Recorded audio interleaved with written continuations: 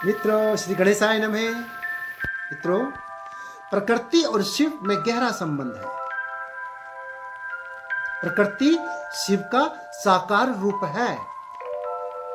इधर प्रकृति और इंसान का गहरा संबंध है। यदि प्रकृति नहीं है तो मानव जीवन भी नहीं है।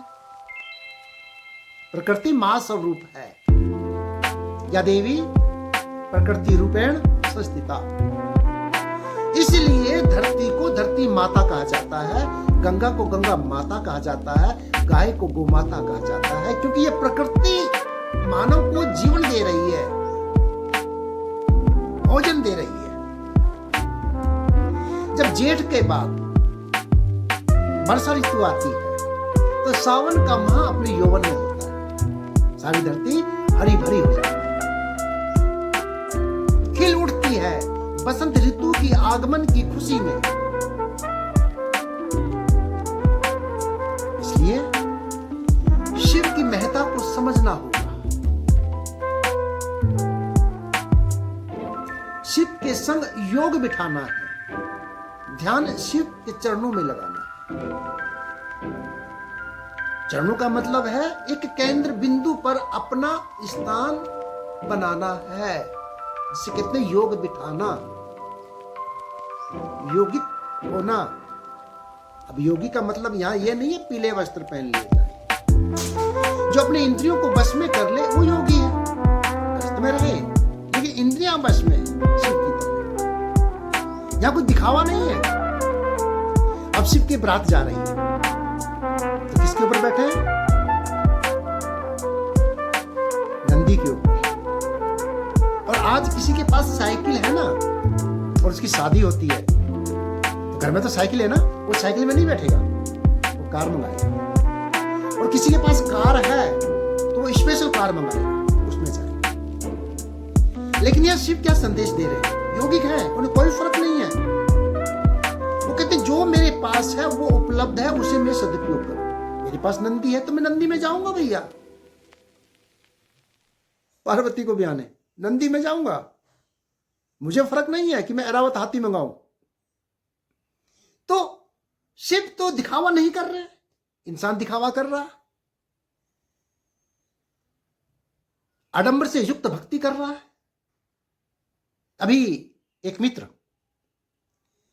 ने किसी से कहा कि लो ये शिव का प्रसाद लो, तो उस व्यक्ति ने कहा शिव का प्रसाद क्या है भाई?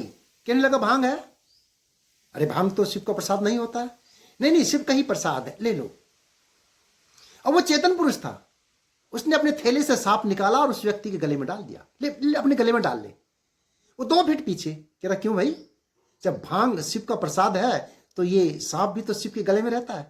कह रहा नहीं नहीं नहीं, काट देगा मुझे। तब चेतन पुरुष ने कहा ये भांग भी तो तुझे पागल कर देगा। किसने कहा है?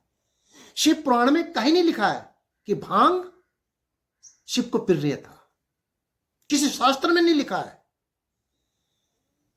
आज आपके घरों में जागरण होता है तो सबसे पहले गीत गाया जाता है, भजन जिसे कहते हैं तथाकथित भजन, कि पार्वती भांग को घोटे और शिव पिए। यह आडंबर नहीं तो क्या है? ये शिव का स्वरूप है। शिव कल्याण स्वरूप है, वो आपका कल्याण करते हैं, आपको नशेड़ी नहीं बनाते हैं। आज शाश्वत कारण कारणाना शिव केवल भांस के भांसका नामे तुर्य तम पारमाद्यंतहीन। समझ लेना, जो अजन्मा है, नित्य है, कारणों का भी कारण है, कल्याण स्वरूप है, एक है, प्रकाशों का भी प्रकाशक है, अवस्था तन से विलक्षण है, अज्ञान से परे है, आदि है, अनंत है, अज्ञान से परे है। और तुम अज्ञान के करीब रह के शिव की पूजा कर रहे हो। अरे वो तो अज्ञान से परे है जिसकी पूजा कर रहे हो। इसलिए आपसे विनम्र निवेदन है, यदि शिव की भक्ति कर रहे हैं तो करें, लेकिन दिल से करें।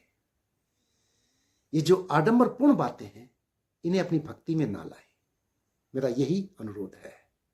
शिव पवित्र है, शिव चेतन है। एक बार मन से मन को पवित्र करके शिव की आराधना कीजिए, आपकी मनोकामनाएं पूर्ण हो जाएंगी। देख लेना, इस सावन में बसंत ऋतु के आगमन से पहले आपके जीवन में बसंत आ जाएगा। जय भोले।